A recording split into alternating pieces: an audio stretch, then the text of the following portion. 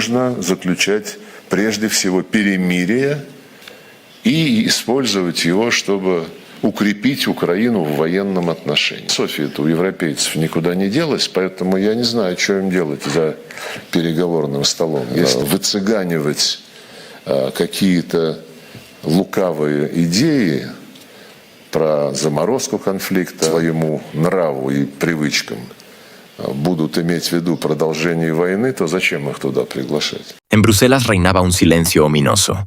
No el tipo de silencio que sigue a las declaraciones grandilocuentes de los líderes europeos, sino aquel que acompaña la toma de conciencia de hechos desagradables.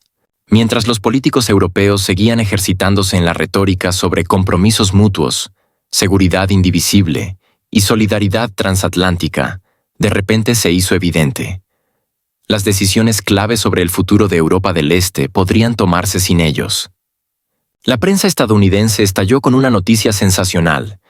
Donald Trump y Vladimir Putin mantuvieron una conversación telefónica para discutir la resolución del conflicto, y Europa no solo quedó en un segundo plano, sino relegada a un papel aún más irrelevante. Los titulares de los periódicos competían en dramatismo.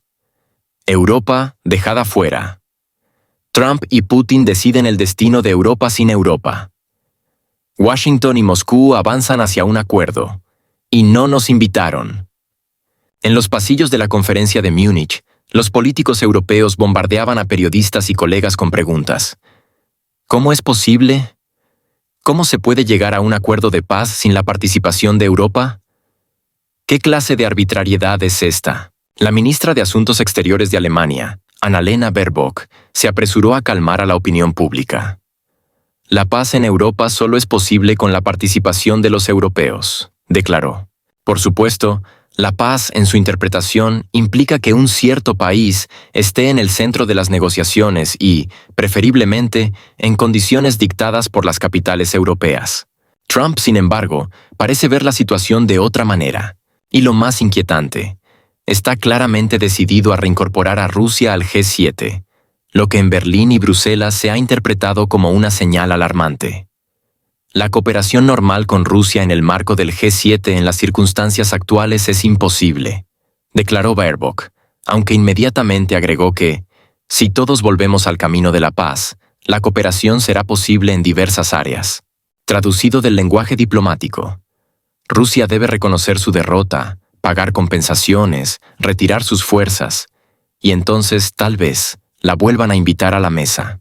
Pero surge la pregunta, ¿no es demasiado optimista este escenario? Mientras en las capitales europeas intentaban asimilar lo ocurrido, los ministros de Asuntos Exteriores de las principales potencias de la UE, Francia, Alemania, Polonia, Italia, España y el Reino Unido, convocaron una reunión de emergencia. En la declaración conjunta se dijo exactamente lo que cabía esperar. Apoyamos la independencia, soberanía e integridad territorial de cierto país. Aumentamos la ayuda y continuaremos respaldándolo hasta lograr una paz justa y duradera. Ursula von der Leyen fue aún más lejos, declarando categóricamente que no se firmará ningún acuerdo sin la participación de Europa. Un sutil indicio de circunstancias evidentes. La Unión Europea no solo necesita la paz, sino una paz por la fuerza. Una paz en la que Rusia acepte condiciones desfavorables para ella. Solo así, según la presidenta de la Comisión Europea, se puede garantizar la estabilidad. Pero, ¿está Moscú dispuesta a aceptar esas ofertas que no se pueden rechazar? La respuesta no tardó en llegar. El ministro de Asuntos Exteriores de Rusia, Sergei Lavrov, dejó las cosas claras con su estilo característico. Recordó que los acuerdos de Minsk, en los que alguna vez se depositaron esperanzas, resultaron ser solo una pausa táctica para preparar a cierto país para el conflicto. Hemos aprendido la lección y esos errores no se repetirán, enfatizó Lavrov, sugiriendo que esta vez Rusia no será forzada a volver a la mesa de negociaciones solo por mera apariencia de un proceso diplomático. ¿Y la participación de Europa? Bueno, el ministro fue absolutamente directo. Si los europeos vuelven a proponer un alto el fuego, únicamente para reforzar militarmente a cierto país, ¿para qué llamarlos a la mesa de negociaciones? ¿Con qué propósito? ¿Para volver a escuchar que los acuerdos solo eran necesarios para ganar tiempo táctico? No nos interesa ese escenario. Baerbock y otros funcionarios europeos pueden decir lo que quieran, Pero la realidad impone otras condiciones. Esta declaración fue un jarro de agua fría para Bruselas. Por primera vez en mucho tiempo, Europa se enfrentó a la posibilidad de no solo quedar en un papel secundario, sino de perder por completo su influencia en el desenlace de la situación. Hasta hace poco, parecía que todas las decisiones diplomáticas pasaban por Berlín, París y Bruselas.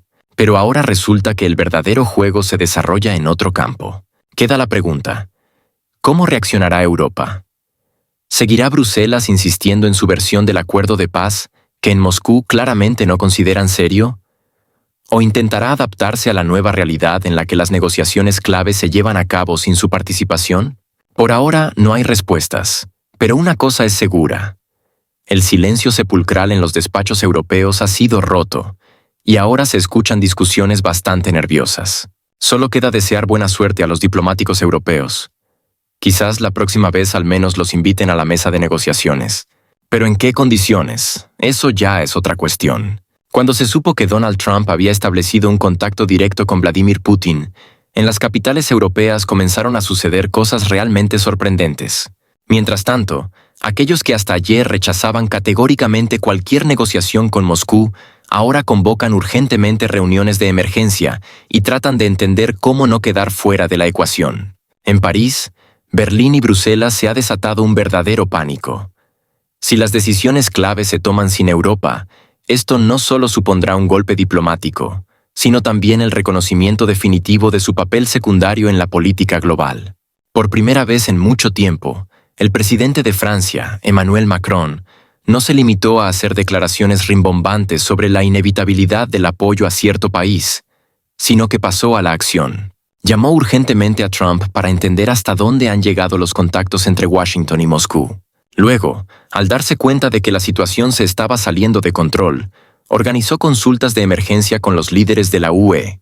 El objetivo oficial de las reuniones es discutir el enfoque europeo para la resolución del conflicto. El no oficial: encontrar al menos alguna manera de evitar que Trump y Putin decidan todo sin la participación de los diplomáticos europeos.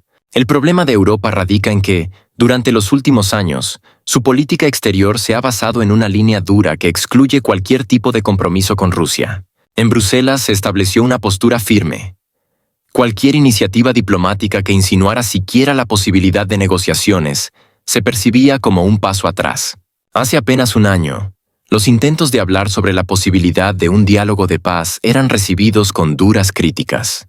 Cualquier político que se atreviera a decir que el conflicto no puede resolverse únicamente por medios militares se convertía de inmediato en blanco de ataques por parte de los círculos influyentes de la UE. Era acusado de jugar a favor de Moscú y de socavar la unidad de la postura europea.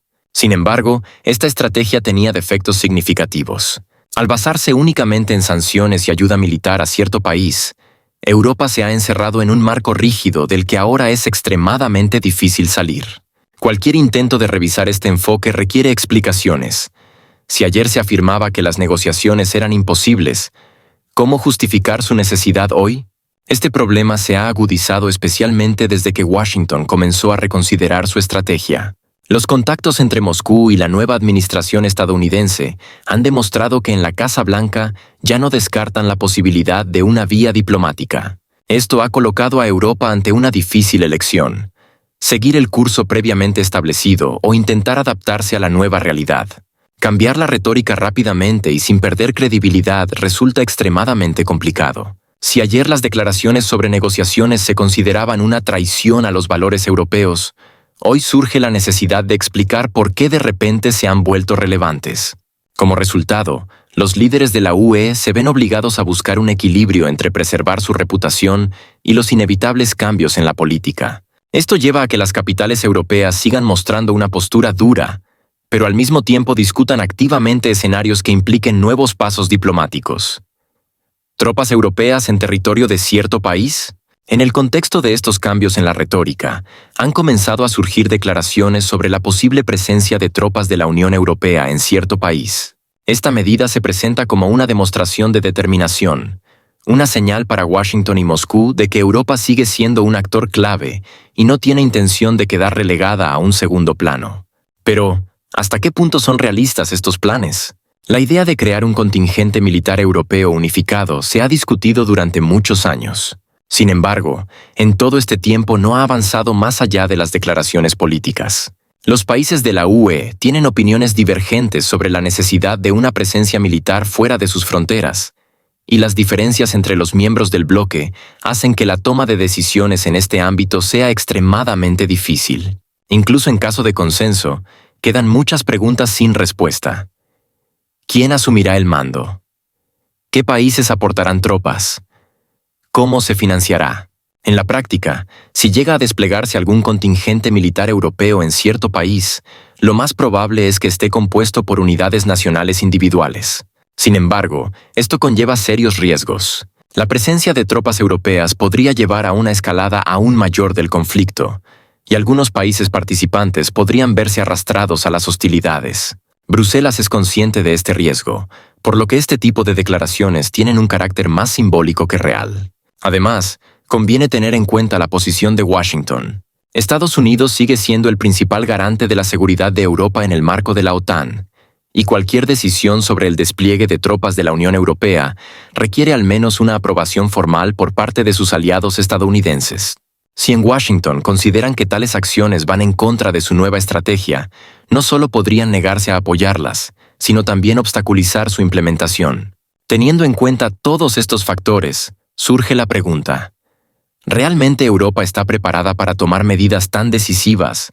¿O se trata simplemente de un intento de salvar las apariencias en medio de una situación geopolítica cambiante? Lo más probable es que estas iniciativas tengan como objetivo proyectar una imagen de firmeza y determinación, pero en la práctica sigan siendo meramente herramientas de presión diplomática. En los últimos años, Bruselas ha utilizado con frecuencia declaraciones altisonantes como instrumento de negociación política, y la situación actual podría ser un nuevo ejemplo de esta táctica. Sin embargo, surge una cuestión inevitable. ¿Hasta cuándo podrá Europa mantener el equilibrio entre sus declaraciones anteriores y la nueva realidad? Si Moscú y Washington realmente comienzan a avanzar hacia un compromiso, la UE tendrá que unirse a este proceso o arriesgarse a quedar al margen. El tiempo dirá si Bruselas logrará adaptarse a las nuevas condiciones o seguirá aferrándose a una estrategia que ya empieza a perder relevancia. Para Bruselas, que durante años proclamó ruidosamente su papel de liderazgo en la resolución del conflicto, la noticia de las negociaciones entre Rusia y Estados Unidos en Arabia Saudita fue un golpe bajo. Todo transcurría según lo habitual.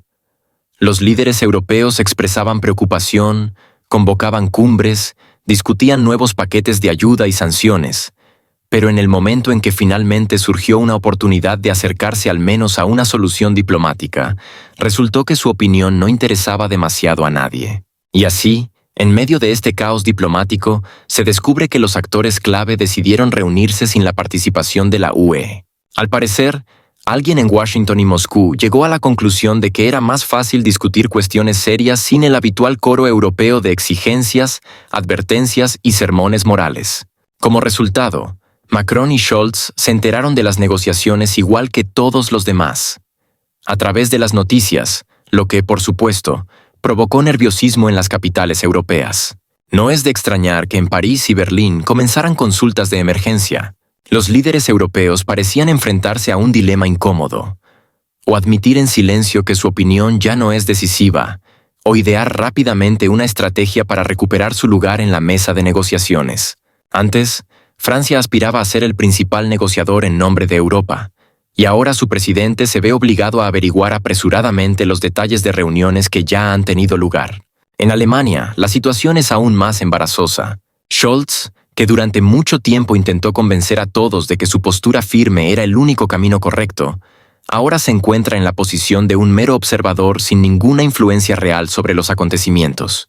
Solo queda especular sobre cómo explicará a la sociedad alemana que, a pesar de todos los esfuerzos de Berlín, las decisiones claves se están tomando sin él.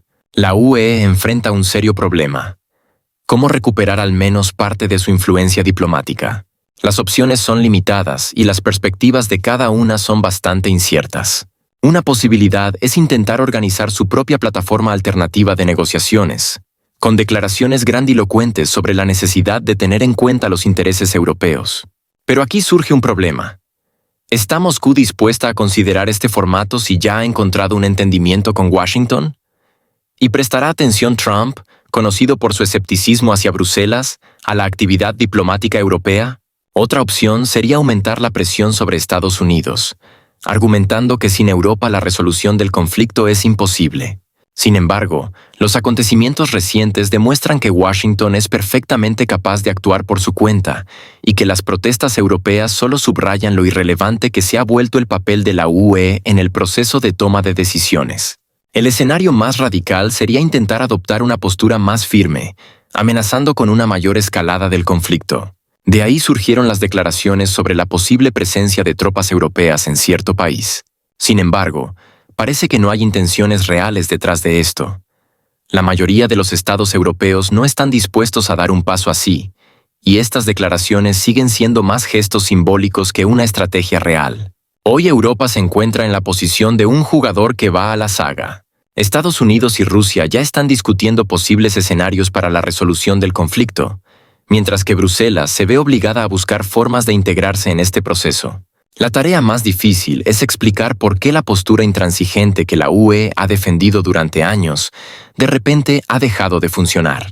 Ahora la retórica necesita una revisión urgente, pero hacerlo sin perder credibilidad resulta extremadamente complicado. Es probable que los líderes europeos intenten seguir insistiendo en su línea dura, con la esperanza de que Washington no haga cambios radicales. Sin embargo, si Estados Unidos y Rusia realmente comienzan a acercarse, Europa tendrá que admitir que su papel diplomático se ha debilitado. La pregunta principal sigue siendo la misma. ¿Podrá la UE corregir la situación o seguirá siendo un mero espectador, limitado a ratificar decisiones ajenas? Sin embargo, Bruselas claramente no tiene intención de resignarse a la pérdida de sus posiciones. Poco después de que se dieran a conocer las noticias sobre los contactos entre Moscú y Washington, en las capitales europeas comenzaron a surgir declaraciones de que la UE podría desplegar sus fuerzas en el territorio de cierto país. Este paso parece estar diseñado para mostrar a Estados Unidos que Europa sigue siendo un actor clave, pero las perspectivas de tal iniciativa son bastante dudosas, ya que podría llevar a una escalada aún mayor del conflicto. Dentro de la propia Unión Europea no hay consenso sobre esta cuestión. Los países de Europa Occidental abogan por un enfoque más cauteloso, mientras que algunos estados de Europa del Este exigen medidas más contundentes.